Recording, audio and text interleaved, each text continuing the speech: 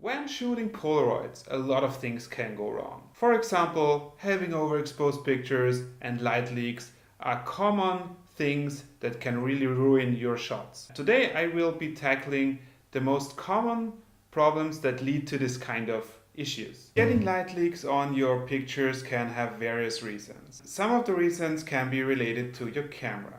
So what I always try to avoid is open the film door when film is loaded into the camera, because then even though it's pretty well protected and shielded, but still some light can go in and it will most certainly have an effect, at least on your very top picture.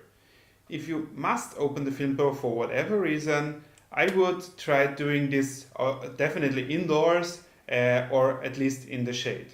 Another reason that can lead to light leaks is your camera yourself. So the newer models, like the plastic Polaroid box type cameras, don't really have these kind of issues that much, but with the older models like this SX70 or also the land cameras, you have bellows made of some kind of plastic, and the cameras are old, sometimes up to 60 years old.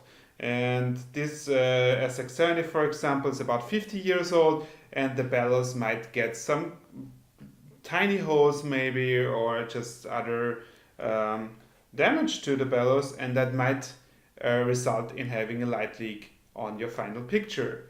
And you can very easily spot this, because when the light leak is always in the same spot, then it is very likely that the camera is the reason for your light leak. And fixing those issues is not always easy. Sometimes it needs repairs and it's not easy to do it yourself and maybe costly. But if you need repairs, then I would suggest go to some place that can actually repair your camera.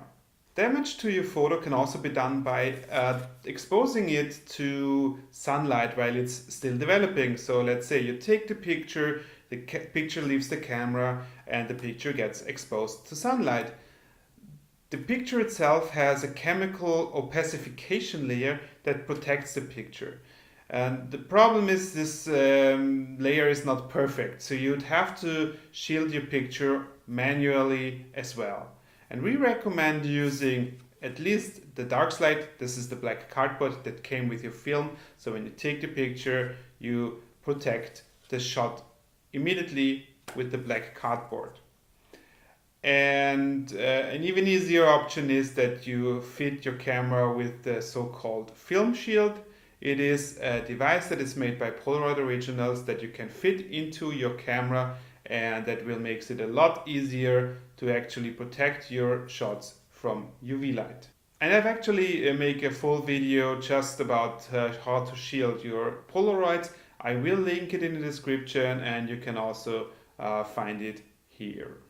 Another related issue is that by getting overexposed pictures. So not protecting your pictures from the sun can lead to having overexposed shots, less saturated shots, and just a lack of contrast. So it's always important to shield your Polaroids for at least the first 3 minutes from sunlight. So that's what we recommend. After the 3 minutes, then you can just peek at your picture, take a look at it, see how it's developing, if everything is in order, and then just securely stow it away for the full development time, which is about 30 minutes. And you can just peek at the picture from time to time, that's totally fine, but I would never develop or have the picture develop out in the open. Another reason that can lead to overexposed pictures is that the actual film that Polaroid Originals made for example, the 600 cameras, is a little bit faster than what the camera needs. So the camera is made obviously for 600 ISO ASA film.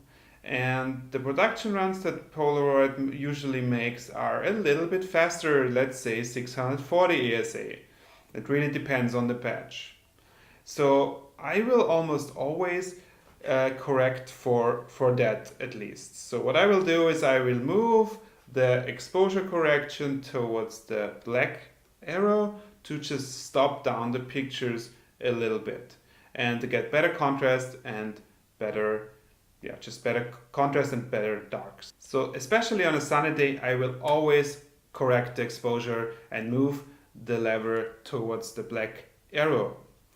And the thing is, the camera will not tell you that what you're doing with the settings is good or anything. It is really a matter of experience and trial and error.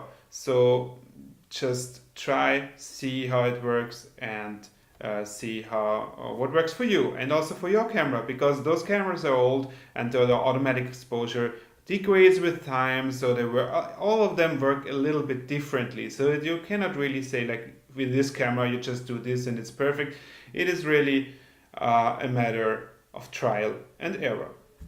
If you have any troubles with your camera, with your pictures, I will happily help you. Just leave your problem in the comments. I'd love your feedback as well. Give this video a thumbs up if you liked it, if it helped you, and subscribe to the channel if you not already have. That would help a lot, and I will see you next time.